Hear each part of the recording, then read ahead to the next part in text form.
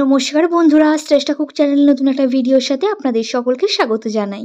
তো আজকের ভিডিও অনুষ্ঠান বাড়ির মতো একদম মুগ ডাল তোমরা বাড়িতে কিভাবে করবে সেটাই আজকে দেখাবো রেসিপিতে। তো চলুন ভিডিওটা অপেক্ষা না করি স্টার্ট করে দিই।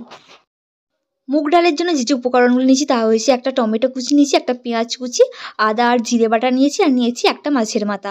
যেহেতু ডালটা আমার একদম কম হবে তাই আমি একটি মাছের মাথায় নিয়েছি। আর নিয়েছি ডাল সিদ্ধ করে নিয়েছি মুগ ডাল। তো প্রথমেই আমি কড়াইতে তেল দিয়ে মাছের মাথাটা ভেজে নেব হালকা লাল লাল করে।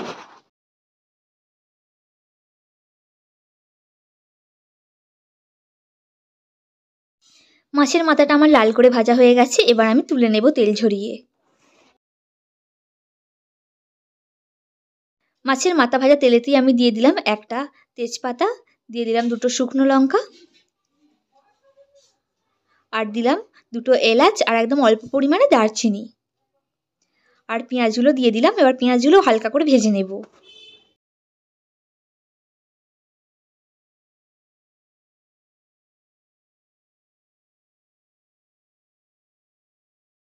পেঁয়াজটা আমার হালকা করে ভাজা হয়ে গেছে, এবার এতে দিয়ে দেবো টমেটো কুচিটা আমি হালকা করে ভেজে নেব।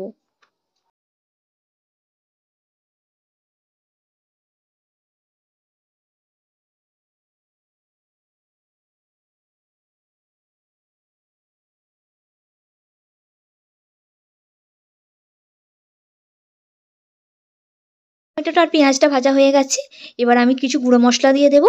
দিয়ে দিলাম 1 চামচ হলুদ গুঁড়ো,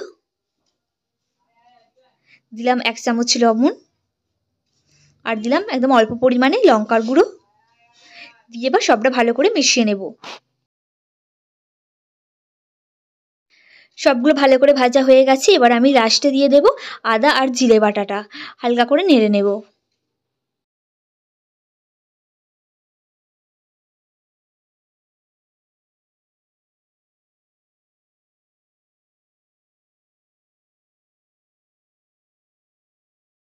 মুগ ডালের জন্য মশলাটা আমার সুন্দরভাবে কষানো হয়ে গেছে, তোমরা দেখতে পাচ্ছ। এবার আমি আগে থেকে সিদ্ধ করে রাখা মুগ ডালটা দিয়ে দেব।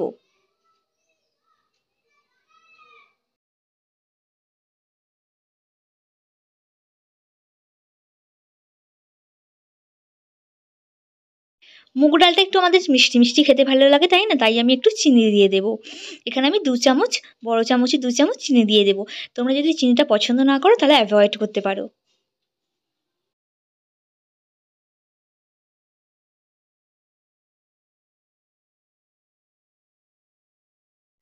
তো দেখতে পাচ্ছ আমার প্রায় রেডি হয়ে গেছে মুগ ডাল। এবার ভালো করে একটু ফুটিয়ে নেব, ফুটিয়ে মাছটা দিয়ে দেবো, তারপরে আমার মুগ ডালটা রেডি হয়ে যাবে।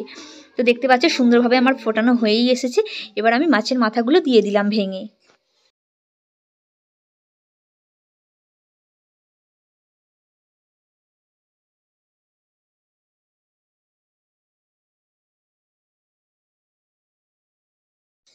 ডালটা আমার প্রায় রেডি হয়েই এসেছে।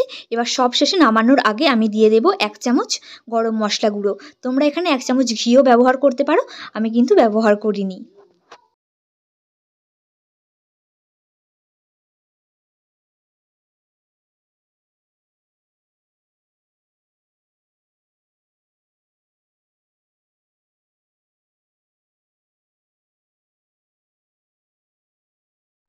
অনুষ্ঠান বাড়ির মতো মুগ ডাল আমার তো একদম রেডি হয়ে গেছে। তোমরা দেখতে পাচ্ছ একদম কম উপকরণ দিয়ে এবং অতি অল্প সময়ে আমার মুগ ডালটা রেডি হয়ে গেছে।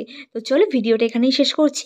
ভালো লেগে থাকলে অবশ্যই একটা লাইক করো। তোমরা কিন্তু আর রেসিপিটা বাড়িতে অবশ্যই ট্রাই করে দেখতে পারো। আর যারা যারা চ্যানেলটা সাবস্ক্রাইব করোনি তারা অবশ্যই চ্যানেলটা সাবস্ক্রাইব করে রেখো।